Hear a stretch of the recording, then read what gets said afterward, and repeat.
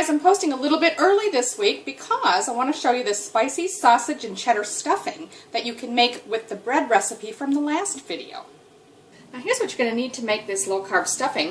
This is one recipe of cheesy skillet bread from the previous video that I shared, and I just cut it up in chunks. And what you're going to want to do is spread that out in a baking sheet like this. Make it a day or two ahead of the stuffing because you want that to get plenty of time to dry out. It's a very moist bread.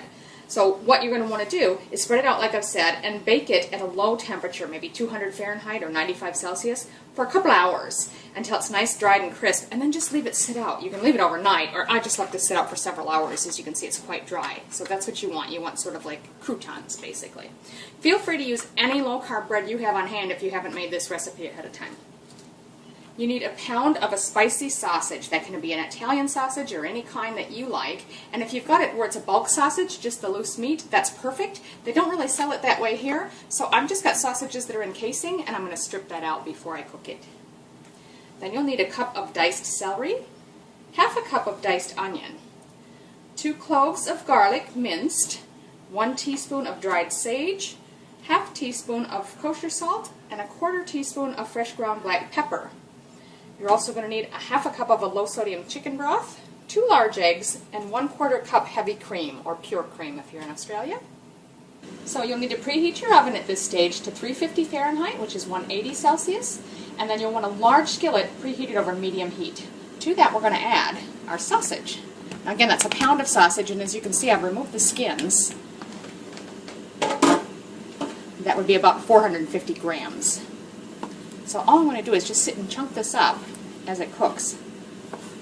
And just keep breaking it up so the chunks aren't too big. That's looking really good. So now I'm just going to carefully remove this and leave the oil in there because we still want to cook our vegetables. So I've just transferred that to a bowl. You want to make sure it's something that can stand the heat since it's quite hot.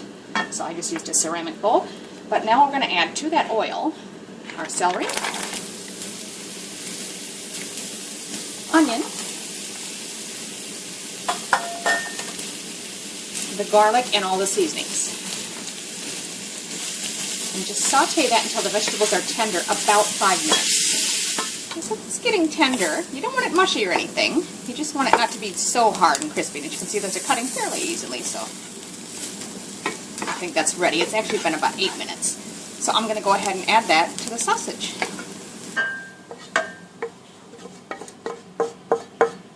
Next we're going to add our bread cubes into the sausage and the onion and celery mixture there.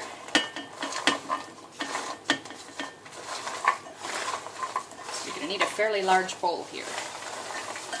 Now just carefully mix those up. Next we're going to add our chicken broth. Again, that was half a cup. Stir that through again. So now I'm just going to want to whisk those eggs together and add your cream. And whisk that together again. And just pour this over your mixture, and then we're going to toss it one more time to blend everything.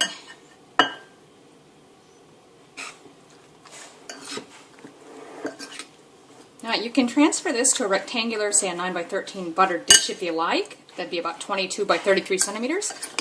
I'm just going to probably leave it right in this.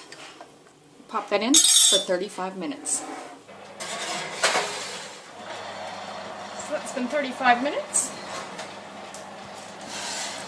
I can still hear it sizzling, so I'm just going to leave that rest for a couple minutes, then we'll dish it up. So there you have it, spicy sausage and cheddar stuffing that's low carb and gluten free. Now, is it exactly like real stuffing? No, of course not. But it's quite good, very tasty.